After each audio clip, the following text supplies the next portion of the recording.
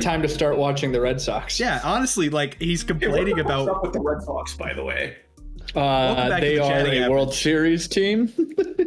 Yeah, welcome back to the Chatting Average. I'm John. That's John. That's Adam. We have been recording this whole time, and we are using that as the open. What's up with the Red Sox? The current American League World Series team, if you look at it that way, they're the hottest team in America. What have they won? 13 in a row? Apparently the best league in baseball, too. So I'm just saying the Red Sox might be the best team in baseball. Guys, and remember, they're back up to 500 now, which means that all of Red Sox Twitter is posting the same meme about this woman. Honey, it's time to go back to 500. Yes, dear. Yes. They hold a wild card spot right now. You know what? There's a very good chance they will at the end of the year too, dude. They're 50 and 48 is the second wild card spot? Ooh. Yeah, but who's going to jump up and pass them? Seattle, Minnesota, and Baltimore. Seattle is the most 500 baseball team that's ever been invented. But so is Boston. Correct. I think the current AL wildcard race goes Cleveland's in the one spot, 2 games above Boston. This is also coming into today. I don't know who's finished their games today yet or not. Boston, and then Texas has 50 and 49, a half game back from Boston. And then Seattle is 50 and 50, a game back. Minnesota and Baltimore 49 and 51, 2 games back, and I think that's where you end it. Although I will say the Houston Astros at 47 and 54 just have to flip a switch. So Texas is currently leading their division, so they're outside the wild card picture currently. But that's another team very much that's right in that mix, that right around 500 mix. So. I will be so for real. Chance this year, there's a very realistic chance that we get a below 500 team into the playoffs in the American League. I agree. Also, I'd like to put out that that's something that's inevitably going to happen as we further expand the playoffs. But this might be the year. We might be breaking the seal. I would like to report that I was looking at the Baseball Reference wildcard standings, which might be the most confusing thing to ever look at. Boston is currently in the last wildcard spot. Well, because Baseball Reference ranks them based on their AL standings. So I always forget that the bold means they're currently leading their division, the Texas Rangers at 50 and 49. That's a statement. Wow. What an exciting team, the Texas Rangers. No, I just watched a whole series between the Atlanta Braves and the Texas Rangers, and let me tell you, that is the Toyota Corolla of Major League Baseball teams. I could not give less of a shit about the Texas Rangers, and they have just no brand. There is just nothing I can tell you about this team. They play Ranger ball. Besides the fact that my dad watched Rangers reliever, a 25-year-old named Ben Peoples, pitch and immediately went, wow, he looks young. And that was the only thing he said the entire time we watched the broadcast. Listen, people are saying 25 is the new 21. No, they're not. Adam, are you almost 25? No comment. Go ahead. Let's show the ID. Let's show the ID on the camera, Adam. All right, ID check. Absolutely come on. Not happening. The last time I remember seeing Adam's ID was he drove. No, maybe you flew. He flew all the way to Colombia and didn't have it. So. And we went out to the, downtown Columbia, to the places where you can get some adult beverages. And he was like, it's on my phone. So yes, this was not the most recent time that I've been to Columbia, but it was the last time I was here when you were here. 2 things. First of all, the state of Colorado issues, there's a state issued app where you right. How everybody in the state can just download their driver's license digitally and just have it on the Real Colorado app. And it it works for Real ID, like it has the stamp, it's good, it scans fine, whatever. The issue there was I had taken my physical driver's license out of my wallet because I was like applying for housing or something like that, and I needed my driver's license for it. I filled it out the night before we drove and forgot to put it back in my wallet and didn't realize until I was in like Hays, Kansas. Ooh.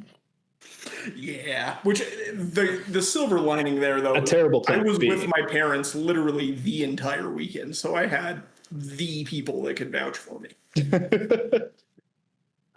So speaking of the state of Colorado, Oh, what? Who has ever said that before? Are you transitioning into Rockies talk? I am. Funnily enough, yes. The Los Angeles Dodgers have acquired right-handed pitcher Seth Halverson, friend of the program and former Missouri Tiger, from the Colorado Rockies, in a move that is sure to have ruined at least part of Adam's outlook on the Colorado Rockies. So here's the situation, right? Is that Halvo this year has been kind of like a yo-yo arm for us. He did not break spring training with the big league club and has been kind of a swing man whenever we have doubleheaders. He'll be the 25th man that gets called up, or 26th, I guess it is at this point, and has had a couple times where he's been called up this year, but hasn't really hung around in the majors at all, which is really weird considering that he was like the closer for each of the last two seasons. And so the issue that he is running into is the same issue he's always had, which is a lack of control, frankly.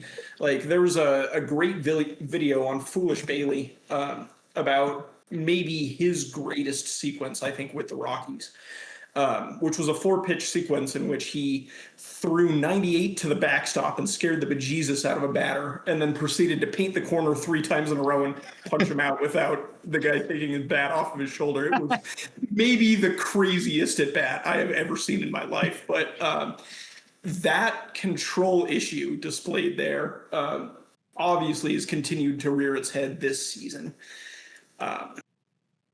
If there is any team that can fix a control problem like that, I would be inclined to believe that it would be the Los Angeles Dodgers.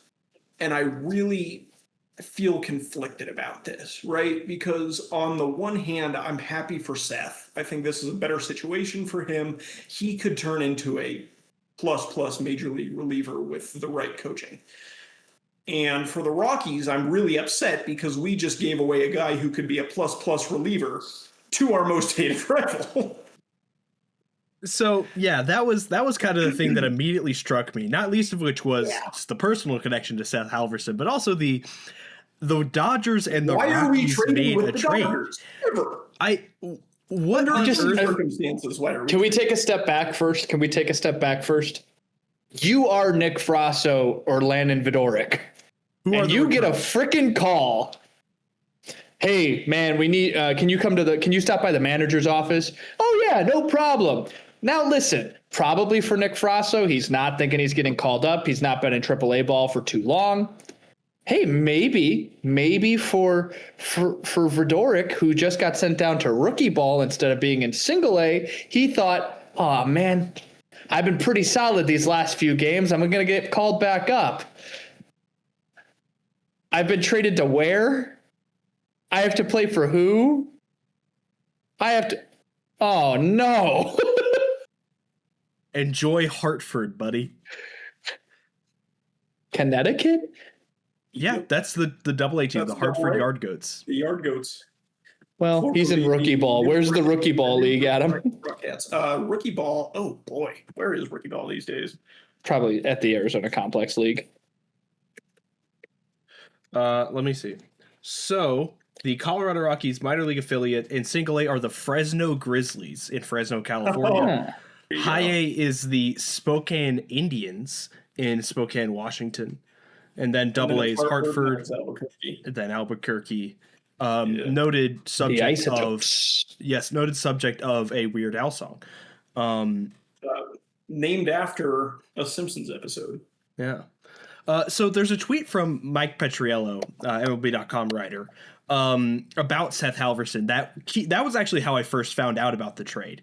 I'll read it out to you. Quote, "I'm sure the newest Dodger acquisition will be thrilled to get out of the altitude of Coors because Seth Halverson's career at home K percentage of 27% versus his career on the road K percentage of 14%. So the Coors effect, for those of you that don't know, pitchers across the board tend to perform worse in Coors Field. The altitude messes up pitch movement, pitch break, the balls fly further. It is probably the worst place you could be as a major league pitcher.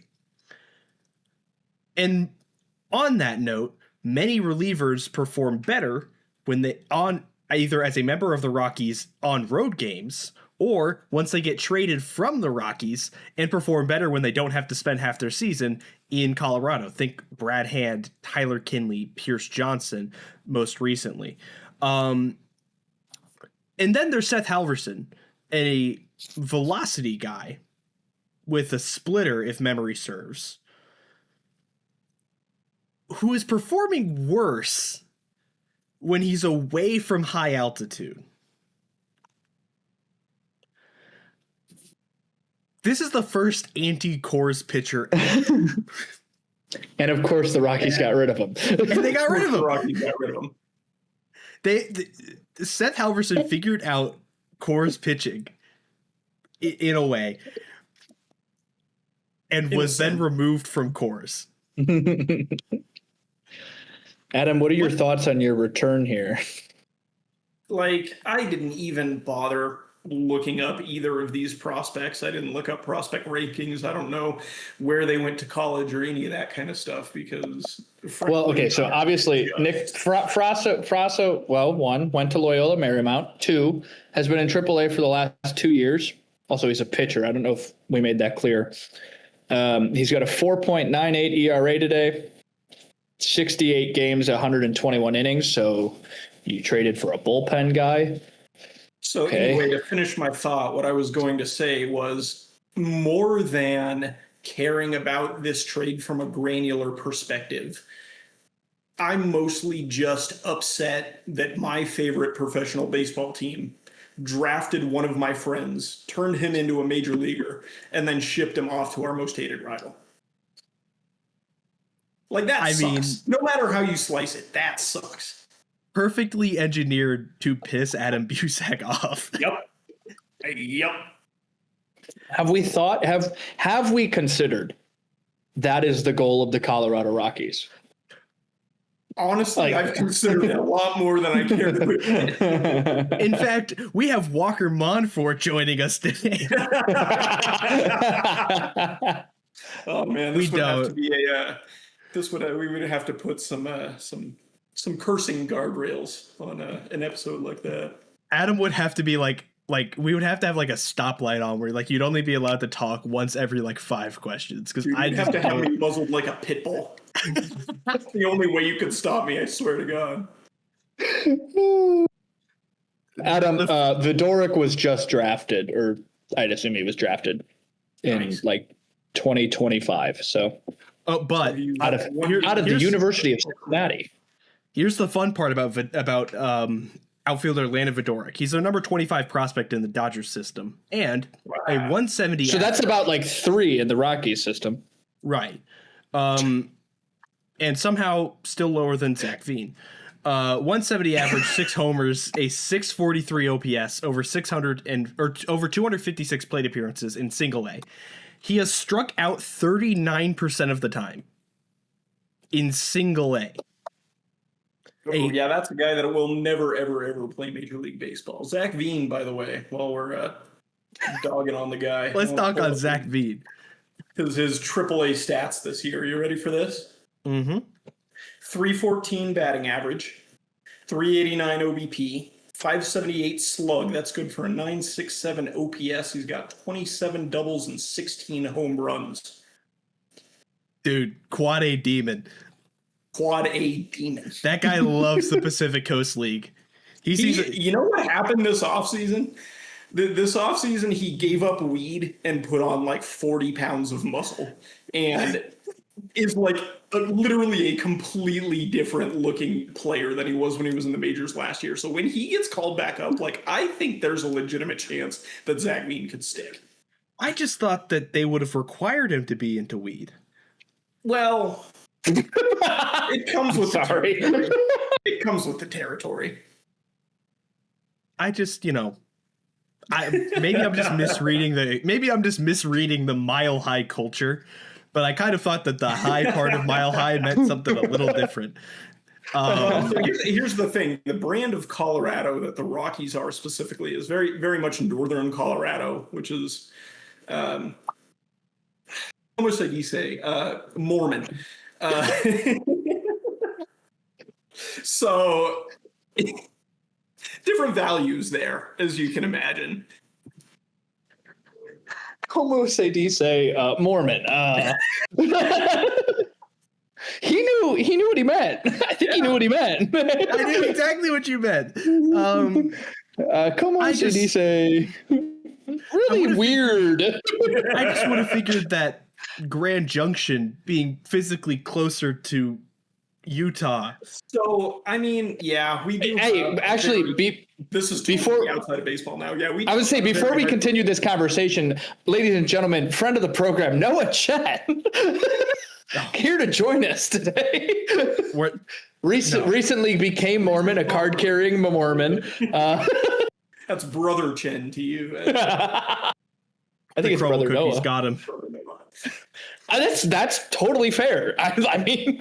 No, crumble cookies are not good enough to convert religions. I'm sorry. No, they really aren't. Now, hang on. Have you met Noah Chad? Right. Okay. Como se dice Mormon? So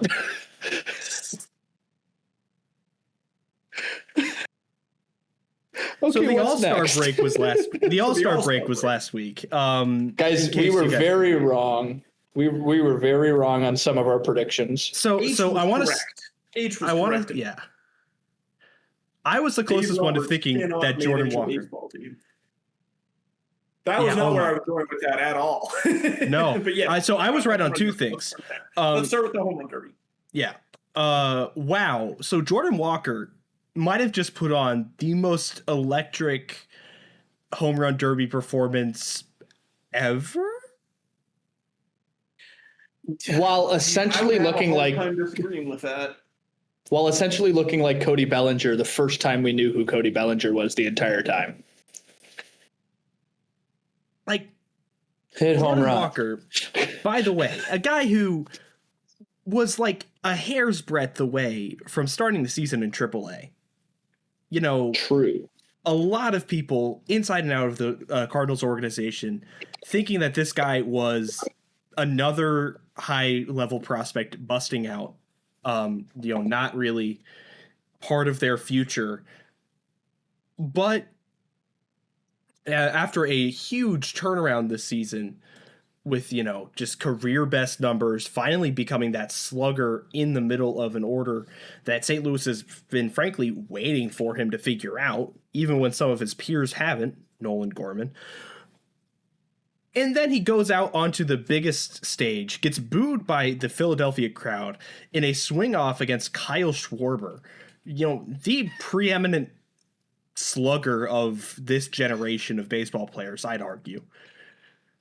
And silences the home field crowd with 6 homers in his last 6 swings to beat Kyle Schwarber. I will say it was really funny having to remember that we are watching something happening in Philadelphia, and Jordan Walker is facing a Philadelphia Philly, because he would hit the ball and it would be a home run and there'd be no crowd reaction. He'd hit the ball and it would be a ground out to third and everybody would be like, yeah.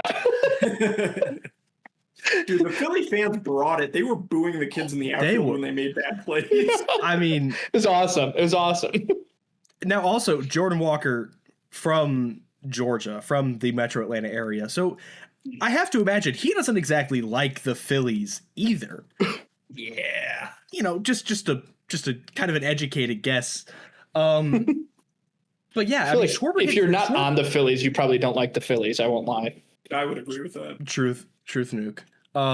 So here's the three things about Jordan Walker, right? There's three numbers that I have to share about him, and the first is 4, and the 4 is how many years he's been in Major League Baseball. This is season number 4 for him. Number 2, the second number is 1.1. That is career WAR per Baseball Reference. The third number is his WAR this season. Mr. Lieber, would you like to guess what his WAR this season is?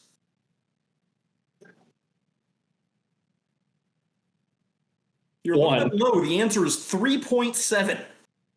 Oh, I didn't consider that he'd have negative WAR in the past three seasons. Each of the past 3 years.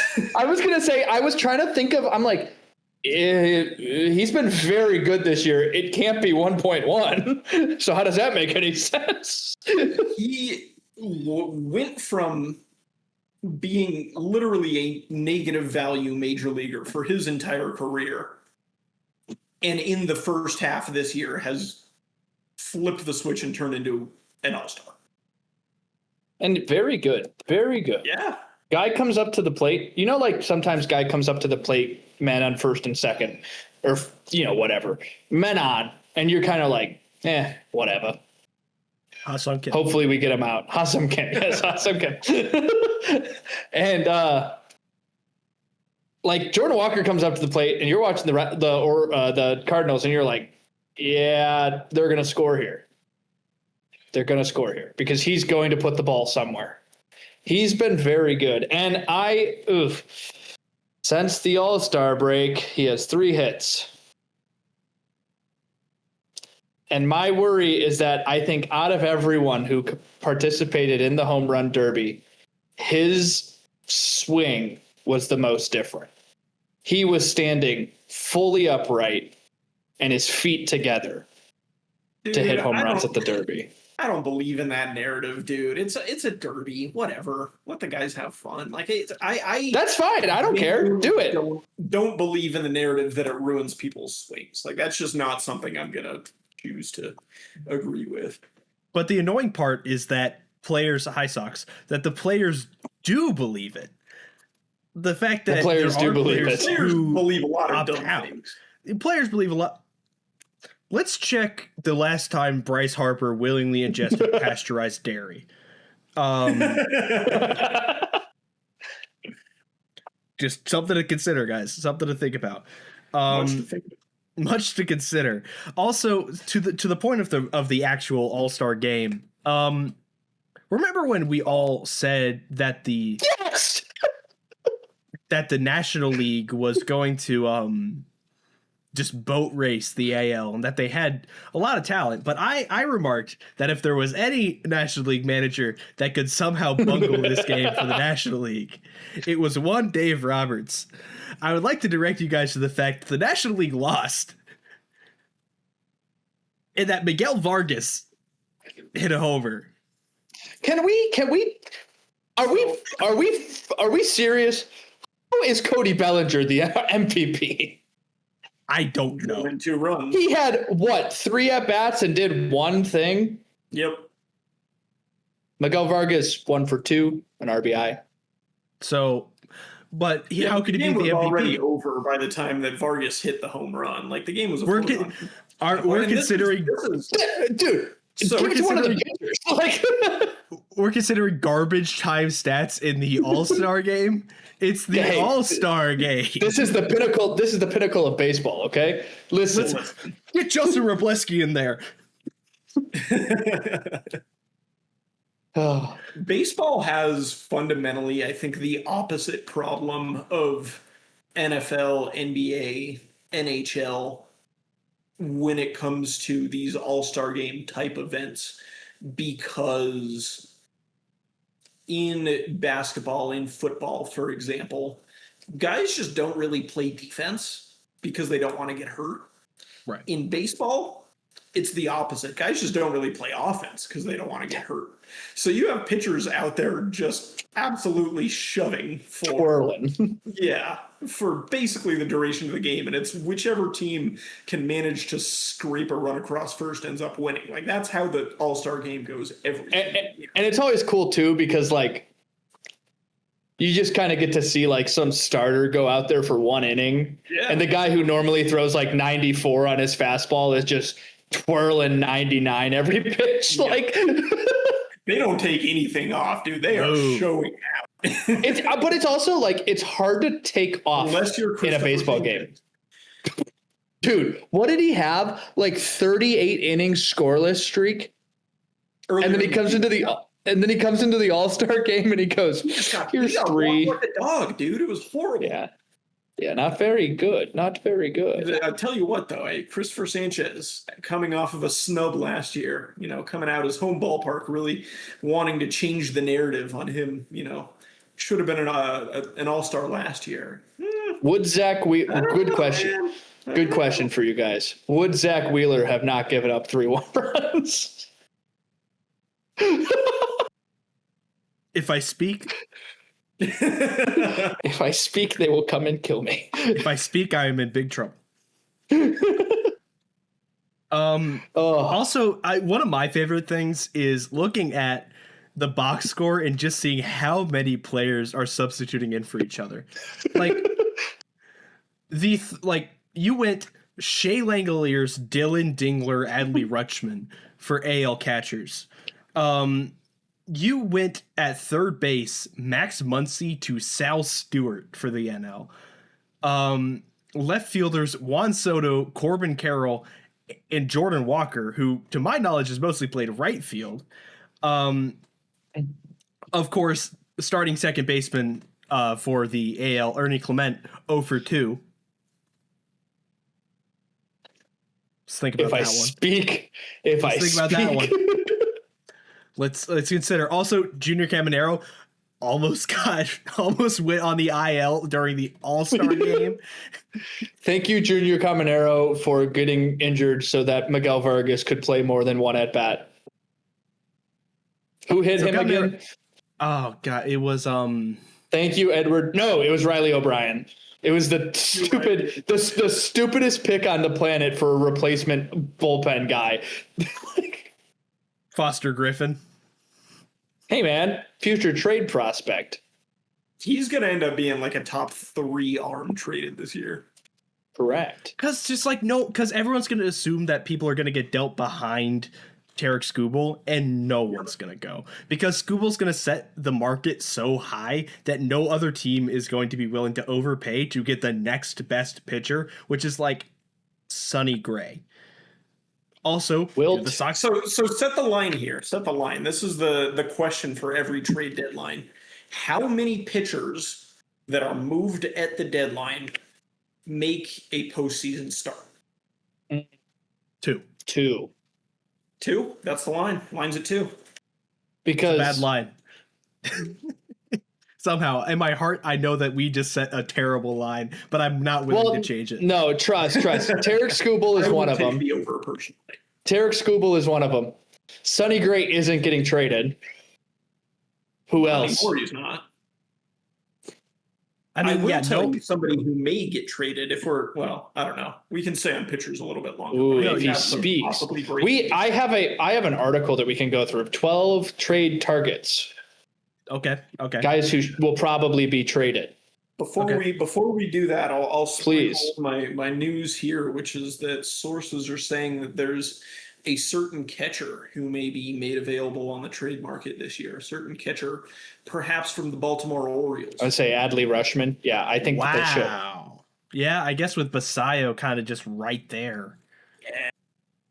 What has Adley done? Well, that's the real question. Well, he was the top prospect. He made a start. And since that moment, Adley has been absolutely not in the news. I mean, he's been pretty consistently, he's a great catcher. He was an all-star. Yeah.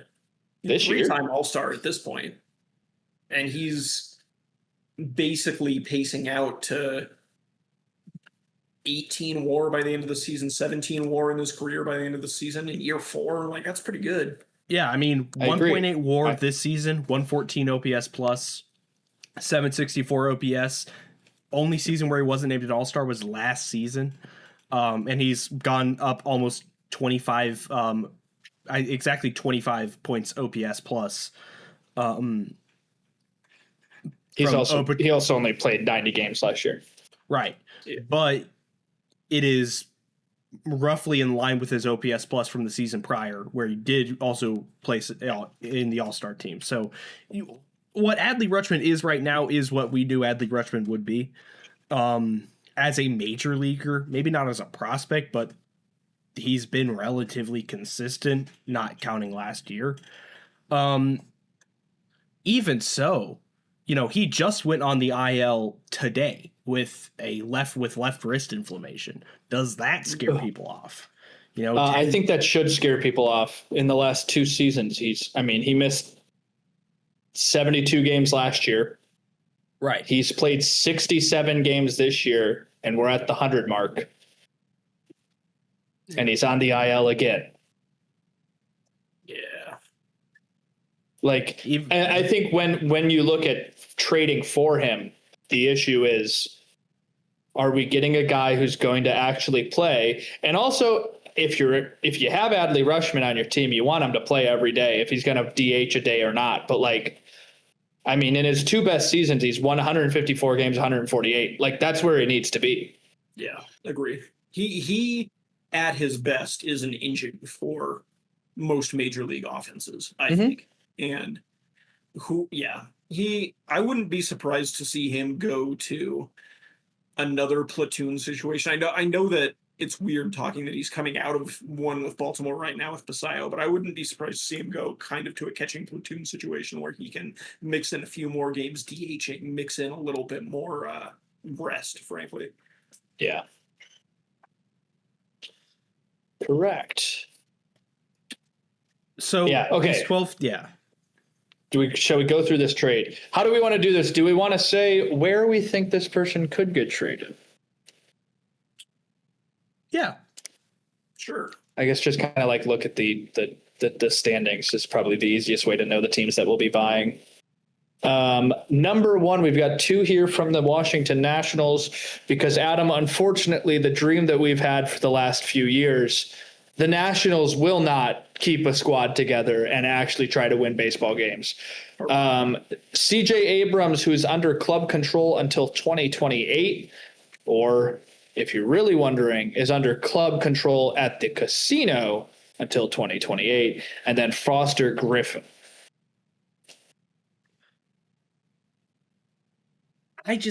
Something about CJ Abrams being under control until 28 gives me very much even though I'm constantly hearing from Heyman and Passan that he's, a trade target, and even that, that shortstop league teams are going to be gunning for him. I just have a hard time believing a first-year GM is going to see a young shortstop under control for the next 2+ seasons is going to really be that, antsy to trade him, especially considering that, there's not a huge prospect push behind him.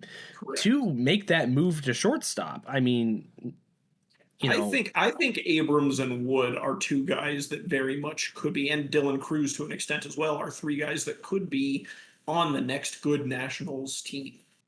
I agree. I would not be surprised if they don't trade anybody at the deadline. I understand why it makes sense for them to trade, right? That division's kind of a black hole above them right now, but they, I think, eventually may have the pieces to compete.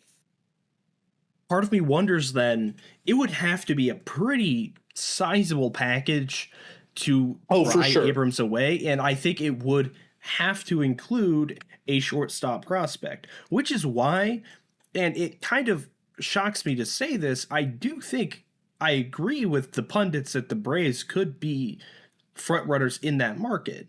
They have plenty of shortstop prospects. Tate Southseen, is one of those that has been constantly thrown around.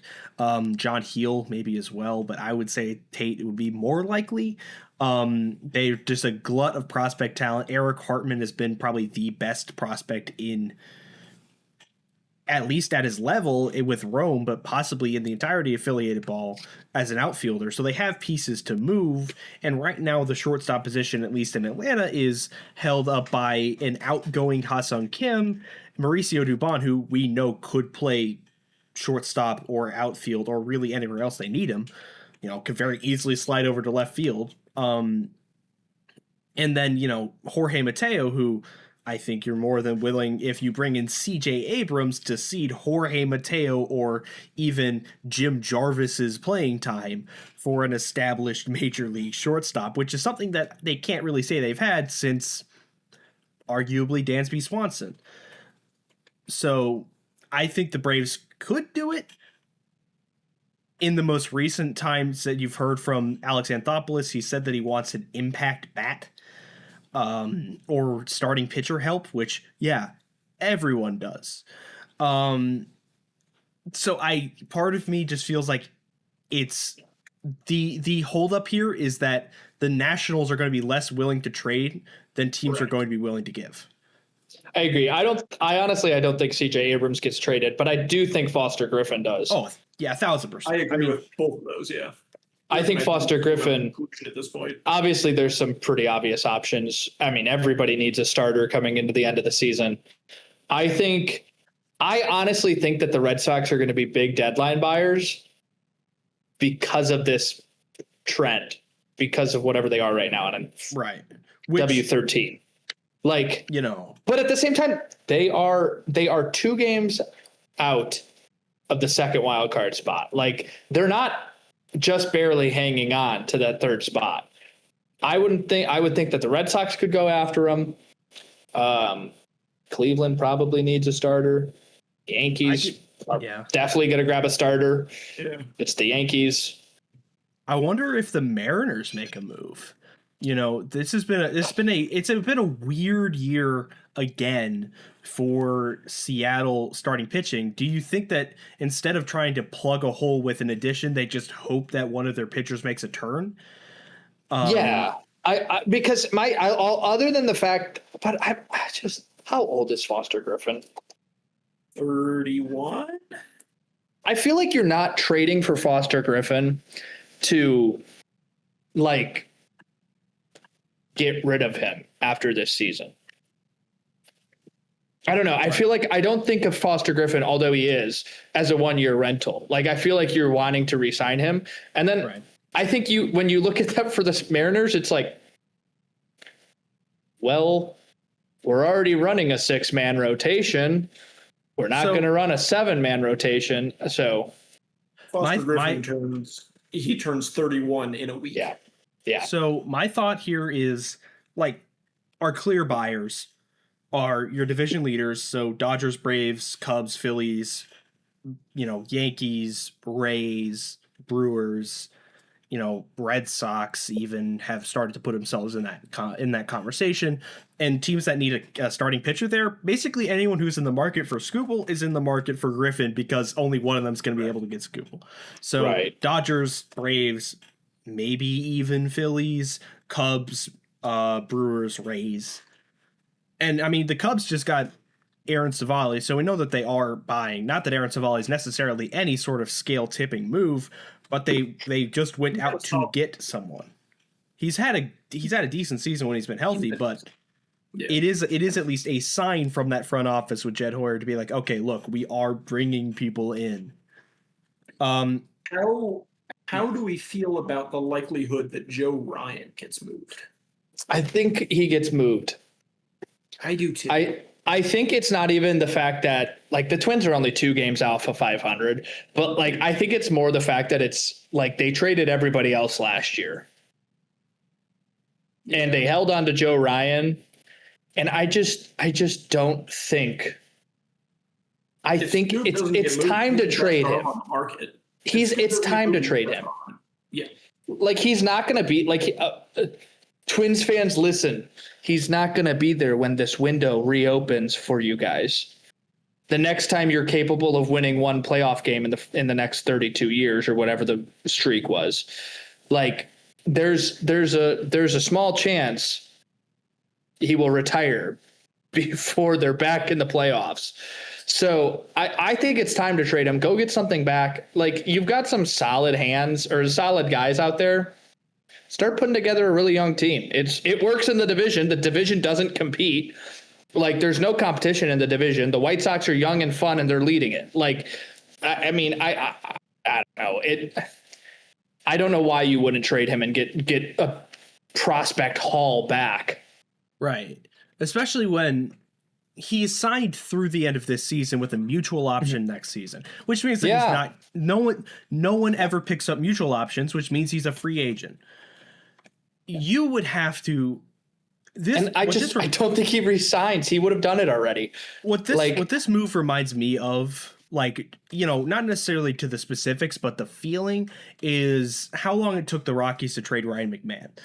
Someone who was constantly on these lists of, okay, he's going, he's a trade target, he's the best player on a bad team. He's going to get moved. And for, 2 or 3 years, Ryan McMahon was on the trade block, at least in the media side of it, and was never dealt until he finally was kind of shoveled off in one of his, it's probably his worst performing season of the times he was on the trade block when he got moved over to New York.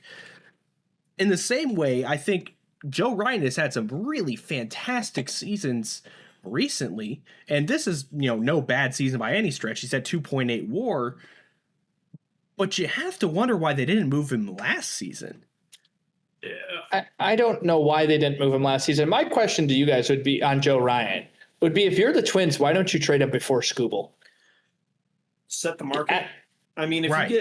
Because my thing is, you should trade him before Skubal because Skubal's a better option, right? Correct. So if Skubal goes and the package isn't great, which it's going to be, but like, if just say it's not exact, it's more of what you were thinking for Joe Ryan, but now somebody who's trading for Joe Ryan doesn't have to put as much capital in because they're not getting Tarek Skubal. Right. Why not get Joe Ryan and while you're trading him, going,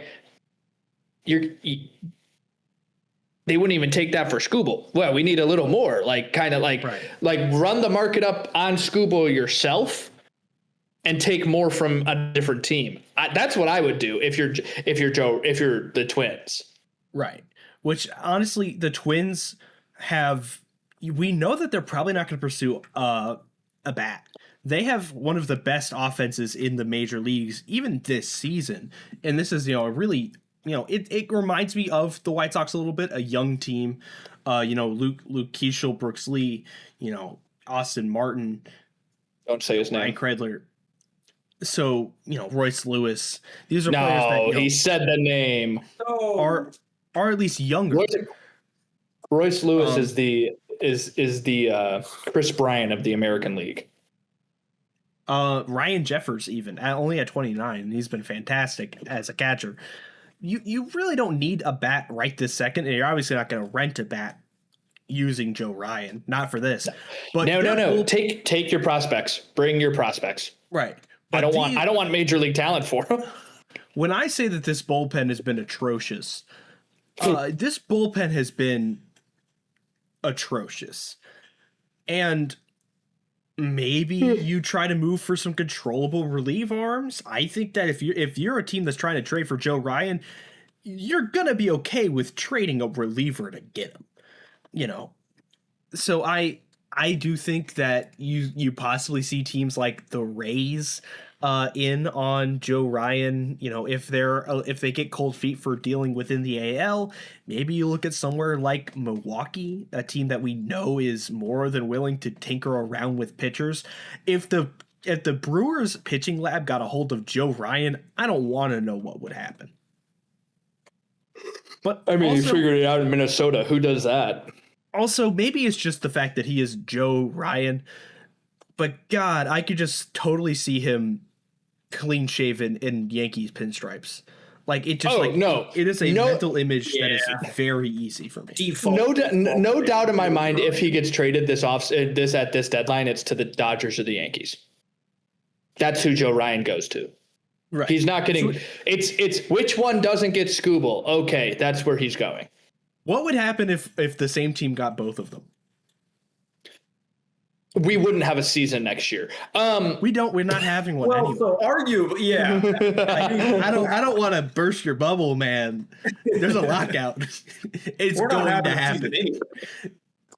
Get ready to learn KBO, buddy. All right, watch something else. 60-game season. I can't wait. Are we all picking up NPB teams? We should all pick up NPB teams. I think that'd be a good bit. Go Nippon Ham Fighters, baby. Let's go Fighters. Who did Munetaka play for? He played for the Swallows, I think. It's the Swallows. Okay, instead of going through this whole list, because it like every pitcher is going to this place, these three places, right? Who do you want to see your team trade for, John? We will not ask Adam. His team will not be trading for anyone. I would like to see my team trade for the number 3 prospect in your farm system. My farm system. I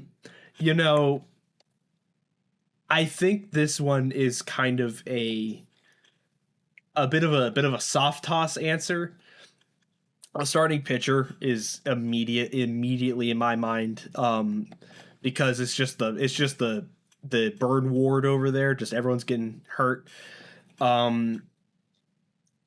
Honestly, if they could swing a way to get Jose Soriano off the Angels, the Angels are going to be sellers because they're always sellers. If they could swing a way to get, the Braves and Angels have a very open trade pipeline. If they could get Jose Soriano, I would be very, very happy with that. Can I interest you in a gently used Reed Detmers? No, the White Sox will be trading for Reed Detmers. Look, I wouldn't hate Reed Detmers. I really wouldn't. As long as I don't have to watch Grant Holmes every 5th day, I'm okay. Well, the White Sox are trading for Reed Detmers. Fantasy. It's time to cut bait with him in real life, too. John Lieber would like to see his White Sox somehow trade in division for Casey Mize. That won't happen, so he's okay with getting Reed Detmers. Dude, in division trades. Team would never do that. Who would ever do that? Yeah. I don't remember the last time we've heard of a rival-on-rival division trade for a controllable pitching hour. Dude, all I'm saying is if they trade Scooble, they're not... If they trade Scooble, they're not trying. So why not just trade Casey Mize to the team across the pond? Just trade Kevin McGonigal. Just trade Dylan Dingler. Just see what happens. Whoa. Just Casey Mize. We don't need more shortstops or second baseman. Do you want a washed out first baseman? I know you miss Andrew Vaughn. You could get Spencer Torkelson for pretty cheap. There was a time I wanted Spencer Torkelson on my team, just so that we could be like, oh, get torqued up. Anyways, Adam, name a bullpen arm that the White Sox could trade for our number 3 prospect in the organization. Antonio Sensatella. Yeah, you sure can. Adam, can we work this out on the podcast? What do you want? So, $20. I think I got 20 around here. Can I bet? Let's take a look. 25. You don't need no. I'm willing to give you Duncan Davitt, and that's it. So, do either of you happen to know who's closing games for the Rockies right now? Antonio Sensatella. No and no. Oh, Adam Busek. Hunter Goodman. No. I couldn't tell you. What? Yep. Do you guys remember when he signed with the Phillies and then on like his first day he was so bad that they were like, what did we do? And then he got so much worse over the season and they were like, okay. Wow. Really? We brought him up. Well, I guess he signed a minor league contract at some point after he was DFA'd. But yeah, he's been been with the big league club all month, working as the closer, and has been shockingly good, like shockingly effective. Really? Adam, I asked He's allowed 4 hits and 1 earned run in the month of July. Now, granted, there was an All-Star break. So that, and I didn't realize the Rockies were getting save opportunities. Hey, John, I didn't know they could do that. We're starting a narrative. We're going to start a narrative. John, their run differential is negative 90. There's sometimes save opportunities. Sometimes. But it's not negative 100. True. Adam, can I interest you in what would you love to have at Coors Field? Like a guy who just like hits home runs? Like it's easy to do it there? I would love a contact first middle infielder. That's what I would like. And I would my God. Ground balls specifically. Yes, I have the right guy for you. His name is Riku Nishida.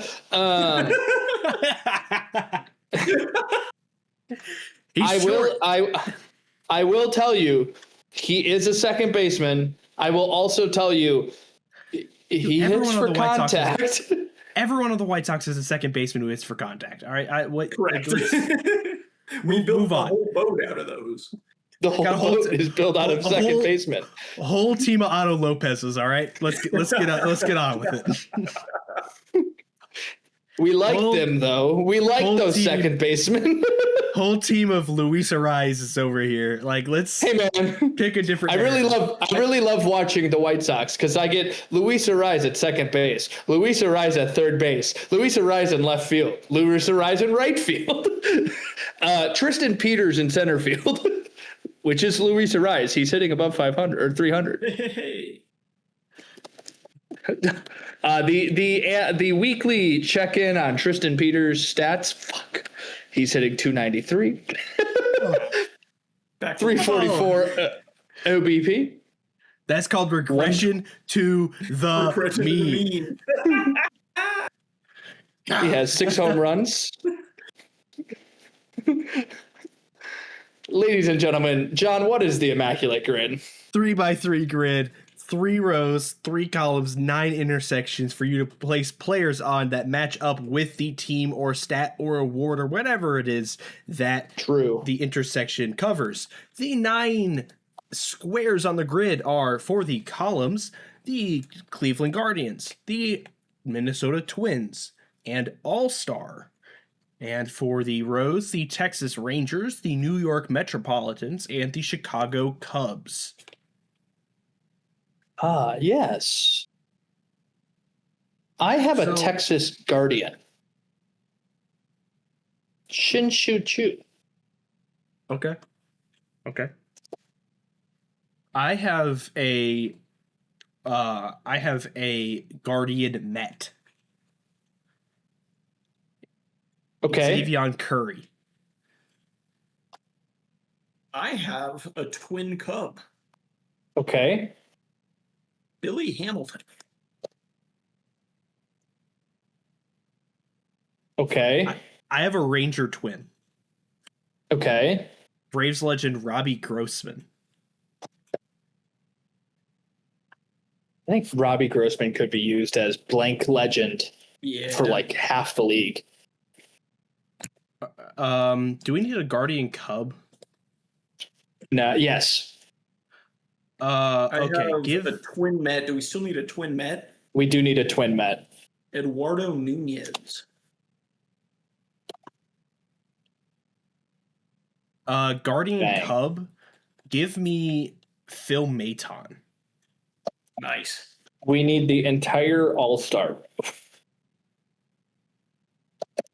I didn't know they gave All-Stars to the Texas Rangers still. I was also just thinking that. Who was their All-Star this year? How about Jonah Heim? Good talk, everyone. I don't. For who? I can't. That's a good one. For Rangers. I've got Cubs. Wade Davis. Okay. Mets. Texas Rangers. Who? Jonah Heim. Jonah Heim. Yeah. Mets All-Star. Give me. Ooh, we didn't even talk about the Mets. They are open to trading literally everybody. Yes, they should be. How about Bartolo Colon. Nice. What a name. What a guy. Braves legend. Bartolo Colon. Rarity score of 9 today. Hardest spot on the grid was a Cub twin. 4. That's 8. That's 4. Como se dice Mormon? All right. Well, this has been the chatting average. We will post this on Spotify, on YouTube, on Apple Podcasts. John, there's no live chat. I don't know why I said we will. Chat, we're gonna post this later. We are recording this. It is 8:51 p.m. on a Monday, so this is going up on Tuesday. I'm sorry. That's It's just 7:51, guys. It's 7:51. That's Actually, all I'm. 51. All right, look. You get to decide what time zone it is if you have a Premiere profile that is editing this raw video. Okay. Not yet. Yeah. See. Answers me. You can find us on Twitter at the Chatting AV. Editor, put something over John. That's me. I'm not gonna. I'm not gonna do that. We'll see you next week, and hopefully, I will find a way to key John Lever out of the podcast. Goodbye.